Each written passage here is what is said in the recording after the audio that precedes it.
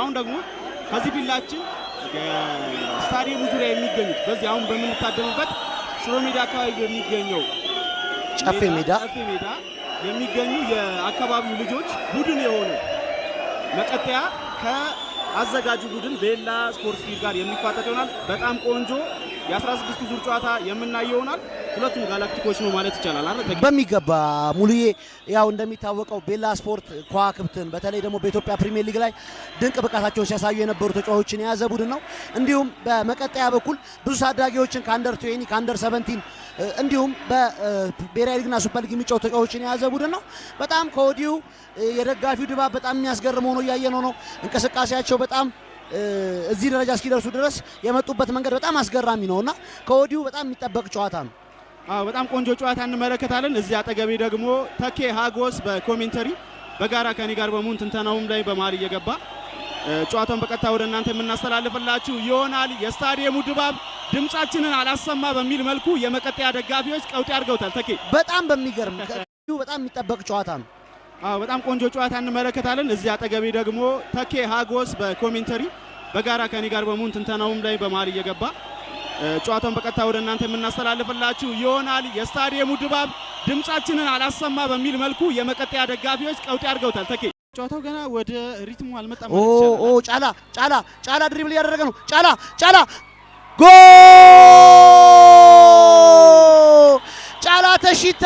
ጫላ ተሽታ ምን አይነት ጎል ነው ያስቆጠረው? ሙሌ ምን አይነት ጎል ነው ማለት የተቻለው? ምን አይነት እርጋታ ነው የተመለከተው?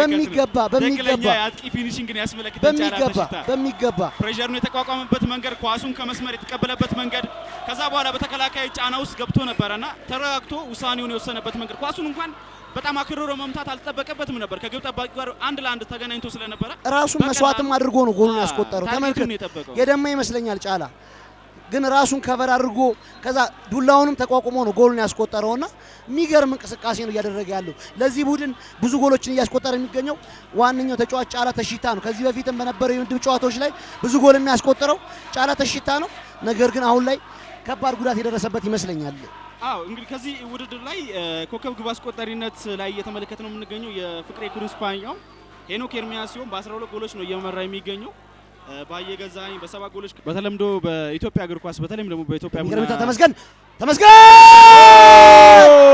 ምን አይነት ጎል ነው!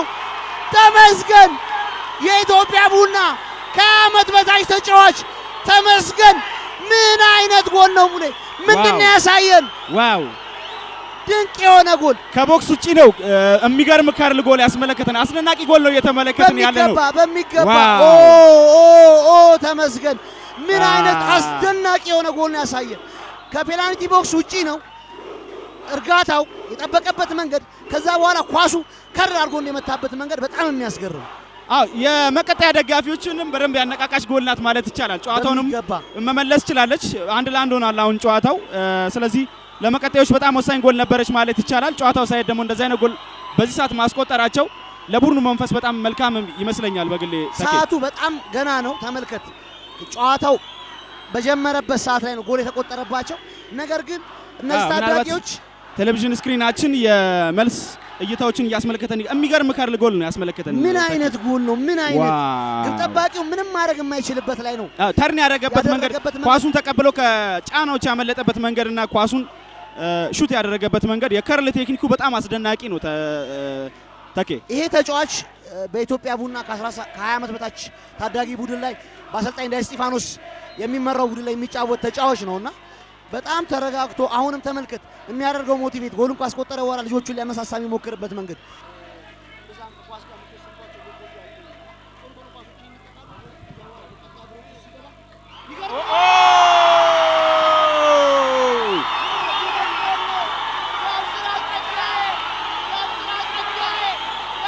ዋው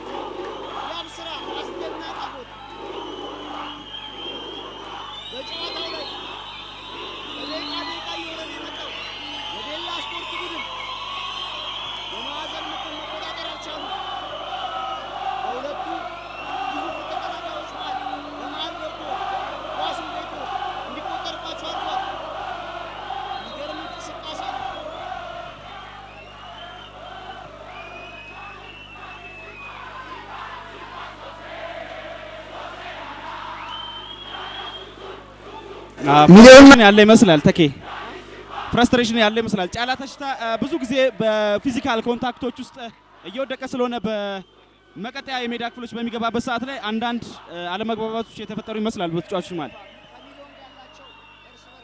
ለአንድ ውጤቱን በመቀልበስ የመጀመሪያው አጋማሽን 2-1 እየመሩ ማጠናቀቅ ችሏል። ምን ትላለህ ተኬ ስለ ጨዋታው? በጨዋታው ላይ በጣም ፍላጎት ያለው የመቀጠያ ቡድን ተመልክተናል። ቅድም መጀመሪያው ላይ እንዳልነው ሲጀምር ፍላጎታቸውን እያሳዩ ነበረ። የቤላ ሰመር ካፕ 16 ዙር ጨዋታ የመጀመሪያ አጋማሽ በመቀጠያ 2-1 ቤላ ስፖርት እየተመራ ተጠናቋል። ሁለተኛው አጋማሽ ምን ያስመለክተናል? ቤላ ስፖርት ሶሮች ራሳቸውን አሻሽለው ወደ ጨዋታ ይመለሳሉ ወይስ መቀጠያዎች ልዩነታቸውን አስፍተው ጨዋታውን ድል ያደርጋል የሚለው ተጠባቂ ነው የሚሆነው። ካፍታ ቆይታ በኋላ ደግሞ ተመልሰን የምንመጣ ይሆናል። ግብ ጠባቂው ሄኖክ ለመናፍ ኳሱን ይዟል። ሆኖ መቀጠያዎች ተመስገን ቀብቷል። ተመስገን ተመስገን ምን አይነት ጎል ነው! ተመስገን አስቆጠረ። ለራሱ ሁለተኛውን ለክለቡ ደግሞ ሶስተኛውን ጎል ተመስገን ጨዋታው በጀመረ በሰከንዶች ውስጥ ማስቆጠር ችሏል። ሙሌ ምን ትላለህ?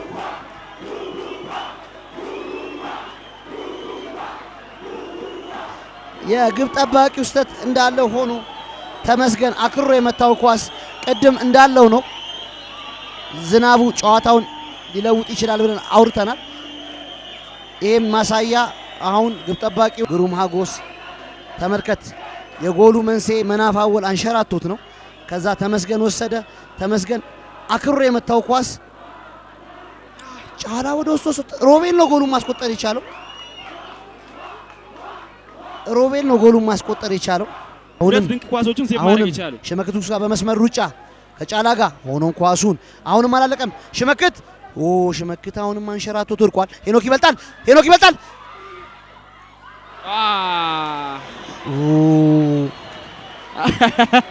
አሁን ግሩም ሙቭመንት ነበር የተመለከትነው። ቤላ ግሩም እንቅስቃሴ ነበረ። ሁለተኛ ጎል አስቆጥረዋል። ሄኖክ ይበልጣል። ተኬ የመጀመሪያው የመቀጠያ ኳስ በጣም አስቆጭ የሚሆነው አሁን ይመስለኛል። በሚገባ ጠባቂው ጋር ብቻ ለብቻ ነበር የተገናኙት።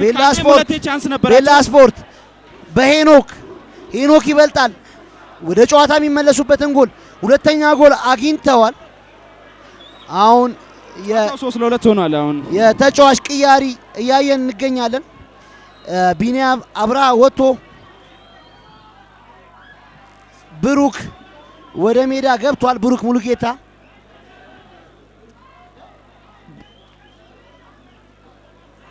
ሄኖክ ይበልጣል አቻ የምታደርገውን ጎል አስቆጥሯል። ይታገሱኛል። ሆኖም በቀላሉ ኳሱን ተቀብሎታል። ነገር ግን አላለቀም። ጫላ ተሽታ ወደ ጎል እየተገረገኛል። ፍጹም ቅጣት ምት አልቢትሩ ፍጹም ቅጣት ምት ሰጥተዋል። ቢኒያም አልነካውትም እያለ ይገኛል። ነገር ግን አልቢትሩ የመጨረሻ ተጫዋች ይመስል ነበረ። ጫላ ከሌላ አንግል ካልተመለከት ነው። ነገር ግን አሁንም ንክኪ ያለው ከቦክስ ውጪ ነው አይደለም የሚለው ነገር ካልሆነ በስተቀር ንክኪ አለው። አሁን ግሩማጎስ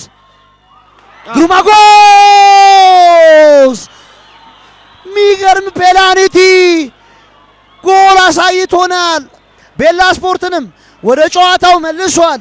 ግሩማጎስ የመቻሉ ካፒቴን አሁን ላይ ፔናልቲውን አስቆጥሮ ጨዋታው 3-3 እንዲሆን አድርጓል። መቀጣዮች ጥያቄዎች እያነሱ ይገኛሉ። ነገር ግን ጥያቄው ሊሆን የሚችለው ፔናልቲው ውስጥ ነው ውጪ ነው የሚለው ካልሆነ በስተቀር ንክኪው አለ። የደጋፊዎች ንግግሮችን እየተመለከትን ይገኛል። ሄኖክ ይበልጣል። ምን አይነት ጎል ያሳየን! አስደናቂ የሆነ ጎል! ሄኖክ ይበልጣል። ሄኖክ ይበልጣል። ምን አይነት ድንቅ የሆነ ጎል ነው ያሳየን! ሄኖክ ይበልጣል። የባህር ዳሩ ፈርጥ ከባህር ዳር የተገኘው ድንቁ አማካኝ በሊጉ ብዙ ክስተት የሆነ እንቅስቃሴዎችን ሲያሳየን የነበረው ሄኖክ ይበልጣል ድንቅ የሆነ ጎል ከርቀት ማስቆጠር ችሏል። ሮኬት የሆነች ኳስ ናት። አስደናቂ ጎል ተመልከት። ኳሱን ከአብስራ ተቀበለ። ግብ ጠባቂው መውጣቱን ተመለከተ። ከመሃል ሜዳው ጨረቃ ነው ጎል መሆን ያስቆጠረው። ምን አይነት ድንቅ ጎል ነው! ሄኖክ የተነበበት ጨዋታ ነው። ጨዋታውን እናጣቃል። ሙሌ ቆንጆ ጨዋታ ነበር የተመለከተው። በሚገባ ለተመልካች ቆንጆ የደጋፊ ድባብ ምናልባት ከእግር ኳስ የማንፈልጋቸው አደገኛ ከሆኑ አጋጣሚዎች ውጪ የተጫዋቾችን ኬሪየር ሊያበላሽ የሚችል አይነት አግሬሲቭ የሆኑ እንቅስቃሴዎችን ተመልክተን ነበር። ከዛ ውጪ ግን ጨዋታው የነበረው ድባብ፣ ግለቱ፣ ሙቭመንቶቹ፣ ሙከራዎቹ እያንዳንዱ ነገር በጣም ማራኪ ነበሩ ማለት ይቻላል። በቴሌቪዥን ስክሪንም እየተከታተሉ ነው የሚገኙት ተመልካቾቻችን። አድማጭ ጨዋታ በሚገባ ተመልካቾቻችን ጨዋታው ተጠናቋል። ቤላ ስፖርት 4 መቀጠያ 3 ይህን ድንቅ ጨዋታ ስናሳያችሁ የተመለከታችሁት ጨዋታ ስትመለከቱት የነበረውን ያስመለከትናችሁ እኔ ተኪ ሀጎስና ሙሉነህ መብራቱ ነው። እናመሰግናለን።